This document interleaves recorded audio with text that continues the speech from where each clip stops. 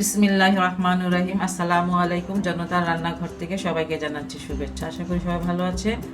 আজকে যে রেসিপিটা আমি নিয়ে এসেছি সেটা হচ্ছে, সেই রেসিপিটা করলে ছোটোবেলার কথা মনে পড়ে যায়।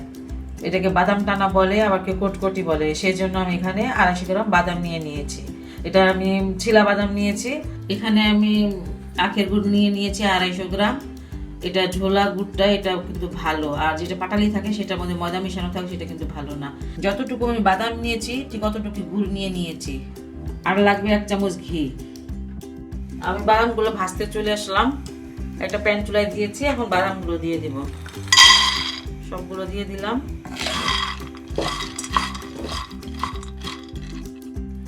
আমি আঁচটা মিডিয়াম থেকে কম রেখেছি, লো থেকে একটু বেশি রেখেছি। হ্যাঁ, অনবরত 10 মিনিট মানে এটা নাড়তে হবে।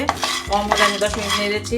বাদামটা ভাজা হলে আপনি বুঝবেন ফুটফুট করে ফুটবে, আর এটা এই যে এইভাবে করলে ছিলে যাবে। হ্যাঁ, আমার এটা কিন্তু ভাজা হয়ে গেছে, আমি এটা নামিয়ে নিব।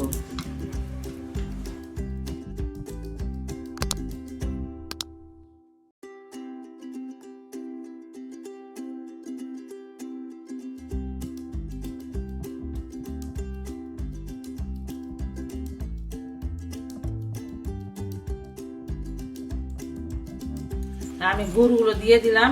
এটাকে আমি একটা শিরা বানাবো।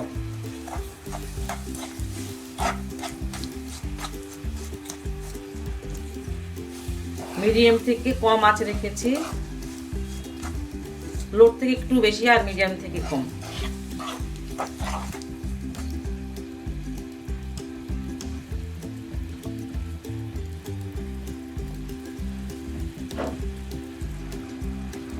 আমি এই গুড়টাতে 1 চামচ ঘি দিয়ে দিলাম। এটা মানে এটা এটা ব্রাইট হবে, কটকটিটা বা টানা বলে। এটাকে সুন্দরভাবে একটা আমি শিরা বানাবো, আঠালো শিরা।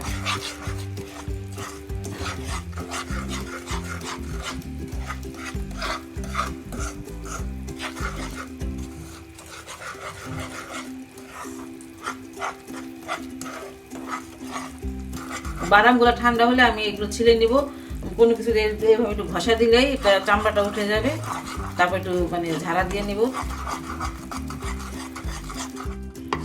শিরাটাকে আমি একটু পরীক্ষা করে নেই, এটা মানে হয়েছে কি না।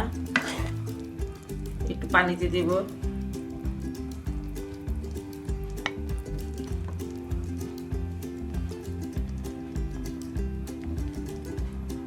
জমাট বেঁধে গেছে, কিন্তু এটা এখনো হয়নি, এটা ভেঙে যাবে, জমাট বাঁধবে না, আর একটু হবে।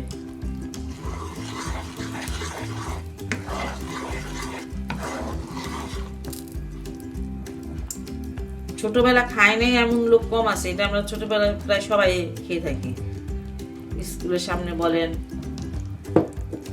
তারপর কটকটি আসলে তো কথাই নেই, খাইতাম ছোটবেলায় অনেক। শিরাটা খুব ভালো করে মানে একটু আঠালো শিরা করতে হবে, যাতে এটা জমাট বাঁধে। আর বাদামগুলো দেখেন আমি কিন্তু একটু ভালো বেশি ভেজে নিয়েছি, মানে একটু ঘ্রাণ যাতে আসে। বাদাম আপনারা ইচ্ছে করলে কম ভেজে নেবেন, সাদা সাদা করে নেবেন। আমি একটু বেশি ভাজলাম, আমার ঘ্রাণটা ভালো লাগে, এই জন্য বাদামটা কেমন লাগবে যাতে একটা ঘ্রাণ আসে।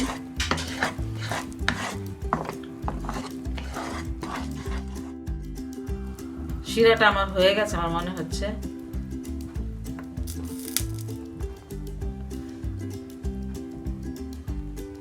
গরম তো, একটু ঠান্ডা হইলে পরে এই যে একদম জমাট বেঁধে যাচ্ছে। এই কটকটি যেমন হয়, এই যে ভেঙে যেতেছে, এই যে ভেঙে যেতেছে, টাস টাস করে ভেঙে যাবে। এই যে হ্যাঁ, এটা আমার হয়ে গেছে। আমি এখন বাদামগুলো দিয়ে দিই।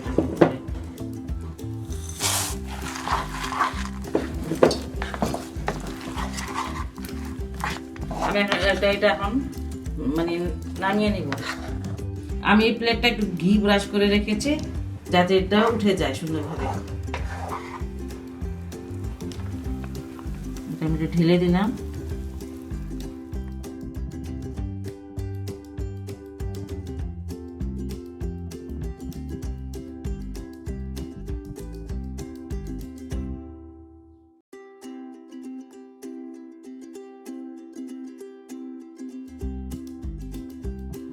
এটা যখন ঠান্ডা হবে এটা একদম জমে যাবে। আমি একটু পরে এটা কাটবো সুন্দরভাবে। বাসায় বানালে ওর যে বাচ্চারা মানে অনেক বড় মানুষ দেখি খেতে খুব পছন্দ করে, বাচ্চারা তো অবশ্যই পছন্দ করে।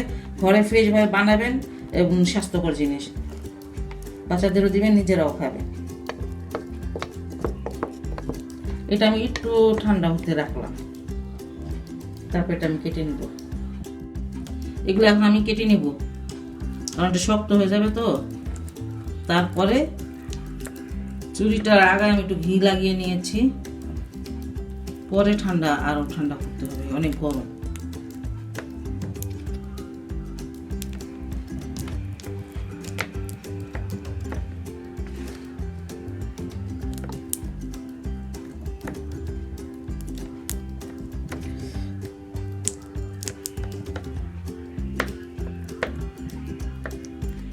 পছন্দ অনুসারে কেটে নেবেন, না হলে এমনি ভেঙে ভেঙেও খেতে পারেন, কোনো সমস্যা নেই। একদম হয়ে গেছে।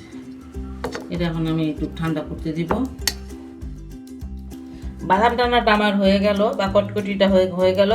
খুব সহজ একটি রেসিপি এবং এটা একটি স্বাস্থ্যকর জিনিস। বাদাম আছে, গুড় আছে, ঘি আছে। আপনারা বাচ্চাদের অবশ্যই বানায় খাওয়াবেন, নিজেরাও খাবেন। যদি আপনাদের আমার এই রেসিপিটি ভালো লাগে তাহলে অবশ্যই আমার চ্যানেলকে লাইক, কমেন্ট এবং সাবস্ক্রাইব করবেন। সে পর্যন্ত সবাই ভালো থাকুন, সুস্থ থাকুন, নিরাপদে থাকুন। আল্লাহ হাফেজ।